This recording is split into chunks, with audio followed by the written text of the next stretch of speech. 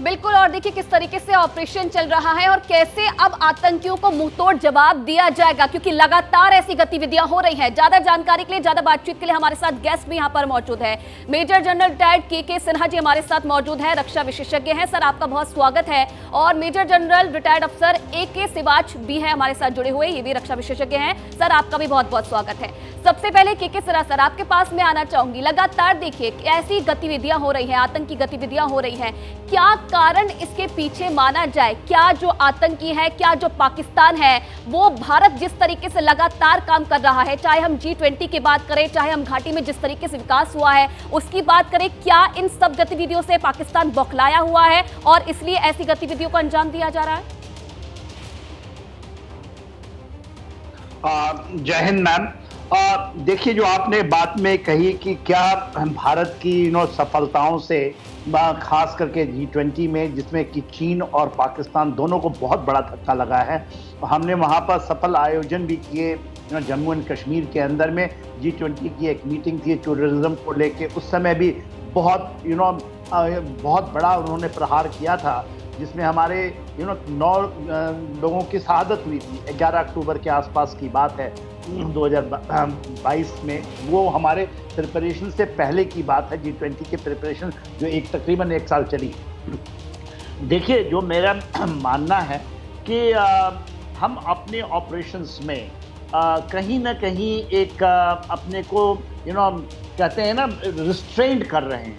Restrained करना, क्योंकि आप इस इलाके को जानती हैं, बिम्बर कोटली है जहाँ पर पुंछ राजौरी का जो इलाका है, बिम्बर कोटली, कृष्णा घाटी या भट्टा धुरिया का इलाका, जिसमें हमने बहुत ज़्यादा लोगों को खोया था।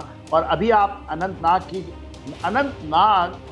साउथ कश्मीर में पड़ता है ना, और वो पीर पंजाल का एक स्पाइन आता है जो साउथ कश्मीर को जाता है, जिसमें आप अनंतनाग, शोपियां, पुलवामा, कुलगाम, ये जो 4 डिस्ट्रिक्ट थे जो एपी सेंटर रहा है टेररिज्म का, वहाँ पर फिर इन हाइटों में चले गए। पहले ये शहरों में आते थे, वहाँ से करते थे, अब ये जा करके उन हाइटों में जाते हैं और वहाँ से अपने अटैक या जो भी वो ऑपरेशंस करते हैं उनको अंजाम देते हैं।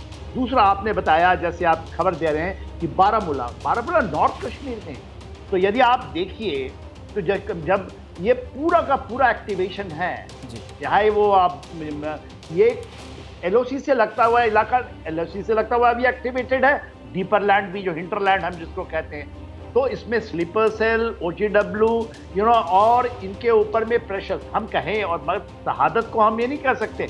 हमारे ऑपरेशंस में गलती क्या हो रही है? हमारे ऑपरेशंस में गलती है कि हम अपने इलाके में ऑपरेशंस कर रहे हैं, जहां से ये चल रहा है कार्रवाई जी, वो हम उसको बिल्कुल वहां पर टारगेट करने की जरूरत है, जड़ पर प्रहार करने की जरूरत है। सर, उस पर भी आएंगे। एक ही बात सर, एक सवाल ये भी है कि 370 अनुच्छेद हटाए जाने के बाद जिस तरीके से आतंक ने जम्मू कश्मीर में चेहरा बदला, पहले घटनाएं सामने आती थी तो बात आती थी कि लश्कर तैयबा ने किया, हिजबुल मुजाहिदीन ने किया, जैश ने किया, लेकिन अब TRF की बात करें तो कश्मीर घाटी में वो एक्टिव है, PFF की बात करें तो अन्य क्षेत्रों पर हमले कर रहा है। क्या इस आतंक की कोई रणनीति बदली है जिसमें हमें भी कुछ नए सिरे से काम करने की जरूरत है? हाँ, बिल्कुल, इसमें कोई शक नहीं कि रणनीति बदली है, क्योंकि आतंकवाद अब लास्ट फेज में है जम्मू कश्मीर में। वो कहते हैं ना, दीपक जब बुझने वाला होता फटफटाता है, तो वो हालात है। अभी 70-80 के करीब आतंकवादी रह गए हैं। तो ये सच्चाई है कि अब इनकी जो स्ट्रैटेजी है उसमें बदलाव आया है। एक हाइब्रिड वारफेयर की बातचीत हो रही थी, जब इनके पास वेपन और अम्यूनिशन कम थे तो ये पिस्टल से फायर करते थे। OGW का बड़ा इस्तेमाल किया इन्होंने अनसस्पेक्टिंग विक्टिम को। मगर अब जो बदलाव आया है वो 2 फोल्ड है। एक तो अब ये हायर रीचेस की तरफ जा रहे हैं, क्योंकि अब इनको लगता है कि जो अर्बन एरिया में या बिल्टअप एरिया में या रूरल एरिया में जब वहाँ ऑपरेशन होते हैं तो वो फौज जो है घर को घेर के उनको ख़त्म कर देती है।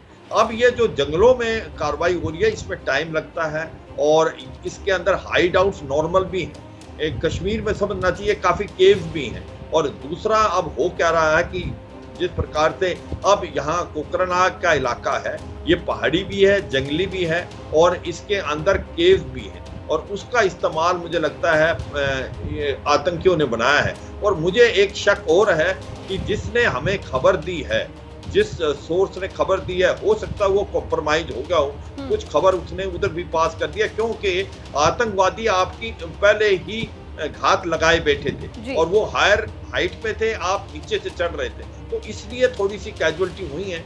मगर जिस प्रकार से आप घेराबंदी कर ली है, चारों तरफ से इनको घेर लिया है, कॉर्डन बहुत टाइट है चारों तरफ से, और मैंने इस इलाके में काफी साल ऑपरेट किया तो मैं इस चप्पे चप्पे को जानता हूँ। ये एक मैटर ऑफ टाइम है, मुझे लगता है आज शाम या कल तक इनको घेर के मारा जाएगा, और हो सकता है ये 3 से 4 आतंकवादी हों। इनके पास हाइड आउट भी है, इनके पास सामान वगैरह भी है, और क्योंकि हम नीचे से ऊपर जा रहे थे इसलिए मुझे लगता है कि हमारा को इनिशियल कैजुअलिटी हुई, और ये जो खबर थी उनको पुख्ता मिली हुई थी। और इसमें सर यही सबसे बड़ी बात है कि आखिरकार पिछले 3 साल में इतना बड़ा हमला कैसे हो गया है, जहां पर हम लगातार सुरक्षा की बात कर रहे हैं, लगातार विकास कर रहे हैं। ये मैं जरूर जानूंगी के सिन्हा सर से, लेकिन इस बीच हम आपको बता दें कि किस तरीके से भारत लगातार जिस तरीके से हमले हो रहे हैं उनका जवाब देता आया है अब तक, ये जरा ग्राफिक्स के जरिए आपको समझा देते हैं। आतंक के खिलाफ जवाबी कार्रवाई किस तरीके से अभी तक हुई है। उरी हमले की सबसे पहले बात करेंगे। 16 सितंबर 2016 में शहादत 18 जवान यहां पर शहीद हो गए थे, और बदला किस तरीके से लिया गया। देखिए 11 दिन बाद सर्जिकल स्ट्राइक भारत की तरफ से की गई और जवाब दिया गया इस बड़े हमले का। बिल्कुल, उसके बाद देखिए राजौरी हमला हुआ 13 जनवरी 2018 को, शहादत 1 जवान की हुई, लेकिन फिर बदले में 7 पाकिस्तानी सैनिक ढेर हुए जब भारत की तरफ से कार्रवाई की गई। बिल्कुल, उसके बाद बात करेंगे पुलवामा हमला हुआ 14 फरवरी 2019 को, कितने जवानों की शहादत हुई। सीआरपीएफ के 40 जवानों की इसमें शहादत हुई थी, शहीद हो गए थे। बदला किस तरीके से लिया गया, बालाकोट में एयर स्ट्राइक करके बदला लिया गया पुलवामा हमले का। बिल्कुल, और फिर उसके बाद पुंछ में हमला हुआ 2 अप्रैल 2019 को, पाकिस्तानी सेना की फायरिंग हुई, और बदले में जब भारत की तरफ से काउंटर फायरिंग हुई तो उस कार्रवाई में 7 पोस्ट भारत की तरफ से तबाह कर दिए गए। बिल्कुल, उसके बाद तंगधार हमले की अगर बात करें, अक्टूबर 2019 में इसे अंजाम दिया गया। शहादत कितने लोगों की हुई है, सेना के 3 जवान इसमें शहीद हो गए थे, और बदला भारत की तरफ से कैसे लिया गया, पाकिस्तानी सेना के 3 कैंपों को तबाह भारत की तरफ से किया गया। तंगधार हमले की ये हम बात कर रहे थे। बिल्कुल, तो ये तमाम हमने वो घटनाएं आपको दिखाई कि किस तरीके से उधर से अगर हमले हुए तो इधर से भी जवाबी कार्रवाई की गई। पत्रकारिता कोई इमोशन नहीं है, ना अपना कोई ज्ञान देना है और ना कोई विचार थोपना है। पत्रकारिता क्या है? पत्रकारिता का मतलब है सही जानकारी इकट्ठा करना और तथ्य बताना। पत्रकारिता आज जितने महत्वपूर्ण दौर में है, शायद पहले नहीं थी। इस दौर से निकलने के लिए सिर्फ सच दिखाने की जरूरत है, वो सच जो आपके हित को आगे रखे। इसलिए अब रात 9 बजे प्राइम टाइम नहीं होगा, ये आपका टाइम है। जगविंदर पटियाल के साथ देखिए पब्लिक इंटरेस्ट, सोमवार से शुक्रवार रात 9 बजे सिर्फ एबीपी न्यूज पर। एबीपी न्यूज आपको रखे आगे।